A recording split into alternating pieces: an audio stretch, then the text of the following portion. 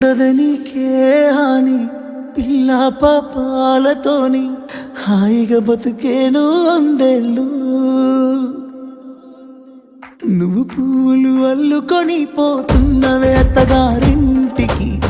నే